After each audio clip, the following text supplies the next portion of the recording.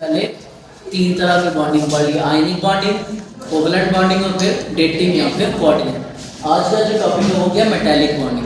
अब metallic bonding किसके दरमियान होती है? बिटवीन टू मेटल आइटम्स और पॉजिटिवली चार्ज आयंस। ठीक है, तो मेटल आइटम्स के दरमियान जो बॉन्डिंग होती है उसको आप क्या कहते हो? Metallic bonding. इसके दो मेटल्स के दरमियान जब कोई बॉन्ड बनता है तो वो कौन सा बॉन्ड होगा? Metallic bond. अब मेटल का जो बॉन्ड है वो बनता किस वजह से? जैसे हमने आयनिक बॉन्ड के अंदर पढ़ा था कि वो किस वजह से बनता है कि वो कंप्लीट ट्रांसफर ऑफ इलेक्ट्रॉन की वजह से। कोवलेंट बॉन्ड क्यों बनता है? By mutual sharing of electron की वजह से। डेटिव क्यों बनता है? बाय एक साइड से जब शेयरिंग होती है तो तब वो डेटिव कोवलेंट बॉन्ड बनता है। अब मेटालिक बॉन्ड आपने देखा होगा कि मेटल की जो सरफेस है वो इस तरह से कुछ होती है कि layer above the other layer. अगर मेटल की सरफेस आप देखो तो इस तरह से लेयर्स बनी होती है उनकी। फर्स्ट लेयर के ऊपर सेकेंड, फिर थर्ड और फिर फोर्थ, इस तरह से लेयर्स होती है मेटल की। अब ये जो लेयर्स है ना, इनके जो मेटल के इलेक्ट्रॉन्स हैं वो आखिरी शेल के इलेक्ट्रॉन, आउटर मोस्ट शेल के जो इलेक्ट्रॉन्स है वो फ्रीली मूव कर सकते हैं। मीन्स अगर ये एटम है एक मेटल का तो इसका जो आउटर मोस्ट शेल का इलेक्ट्रॉन है वो फ्रीली मूव कर सकता है। यहाँ से वो एक लम्हे यहाँ होगा, दूसरे टाइम में वो यहाँ पे भी हो सकता है, फिर वो इस जगह पे भी हो सकता है, उसके बाद यहाँ पे भी हो सकता है। एक ही एटम का इलेक्ट्रॉन मेटल्स के अंदर वो किसी भी पॉइंट के ऊपर किसी भी जगह पे हो सकता है, क्योंकि मेटल्स के अंदर ये जो इलेक्ट्रॉन्स हैं ये फ्रीली मूव करते हैं। आउटर मोस्ट शेल के जो इलेक्ट्रॉन्स हैं वो इतने ज़्यादा बाउंडेड नहीं होते न्यूक्लियस के साथ कि वो वहीं पे रहें, बल्कि वो क्या करते हैं एक जगह से दूसरी जगह मूव कर सकते हैं। तो ये आपका जो मेटालिक बॉन्ड बनने की रीज़न है वो क्या है? ये फ्री इलेक्ट्रॉन्स। ये जो फ्री इलेक्ट्रॉन्स हैं इनकी वजह से जो बॉन्ड बनता है मेटल्स के दरमियान उसको आप क्या कहते हो? मेटालिक बॉन्ड कहते हो।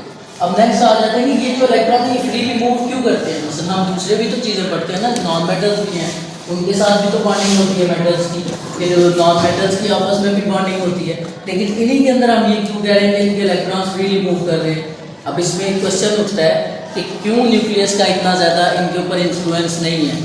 क्यों न्यूक्लियस इतनी स्ट्रांगली इन इलेक्ट्रॉन्स को अट्रैक्ट नहीं कर सकता? उसका रीज़न क्या है कि आपने पढ़ा था कि metals are greater in size, कि मेटल के जो एटम्स होते हैं उनका साइज क्या होता है? बहुत ज़्यादा बड़े साइज के होते हैं।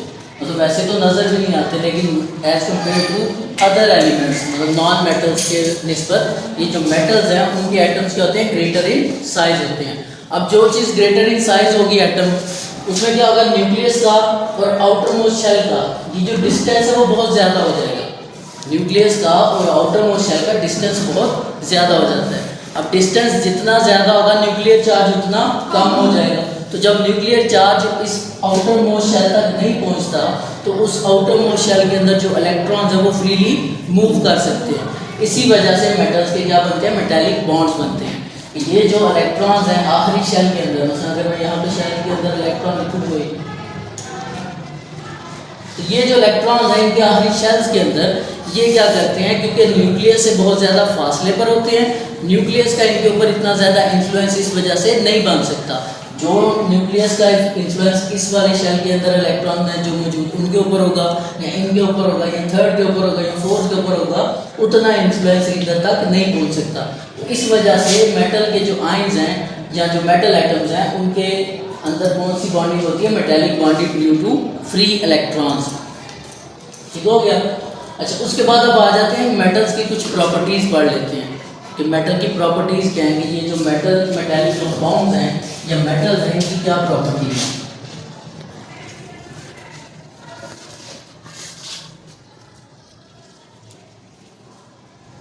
सबसे पहले बात करते हैं हम मेटल्स की। तो मेटल्स शो मेटालिक लस्टर्स।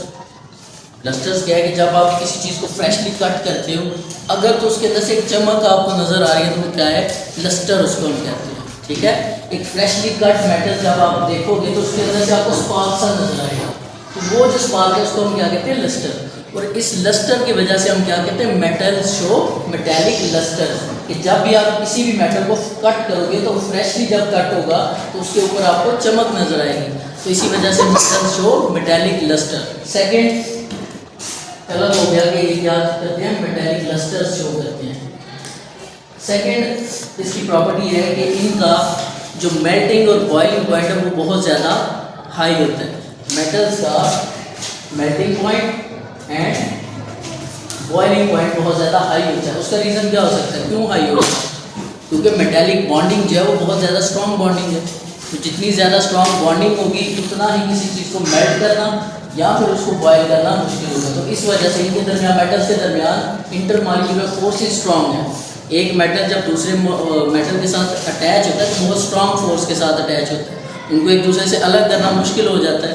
इस वजह से इनका melting and boiling point high होता है। थर्ड प्रॉपर्टी कि मेटल्स आर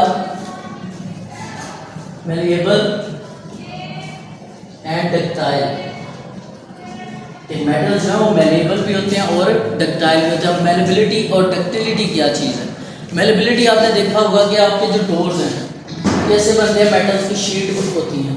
सो वो आपको खुद से तो नहीं ना कुछ करना पड़ता, शीट्स आपको मिलती हैं, वही आप दरवाजे के अंदर लगा लेते हो।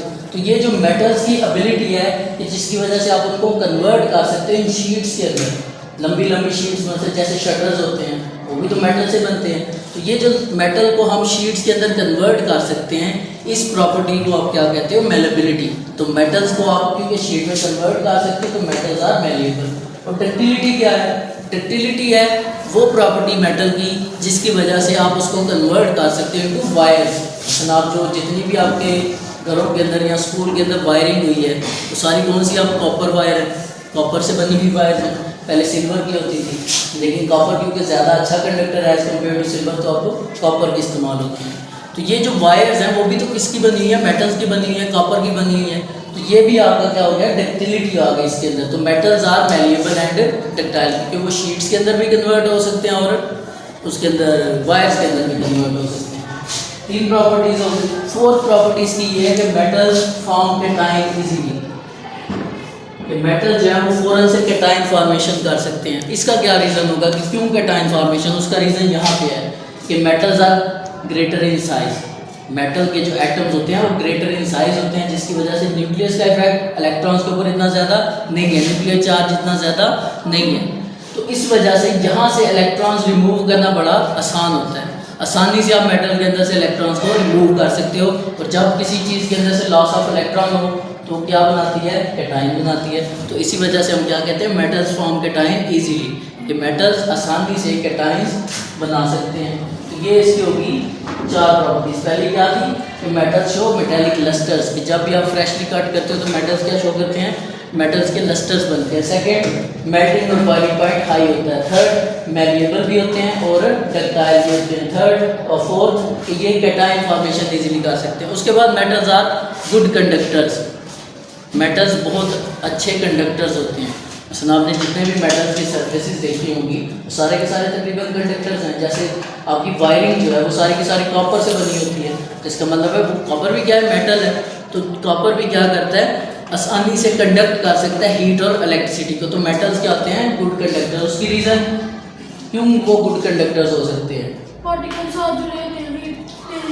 पार्टिकल्स अटैच होते हैं। दूसरा, इलेक्ट्रॉन्स जो हैं वो यहाँ पे फ्रीली मूव कर सकते हैं। और जितनी भी मेटल्स के अंदर से करंट गुजरती है वो किस वजह से गुजरती है, इन इलेक्ट्रॉन्स की वजह से।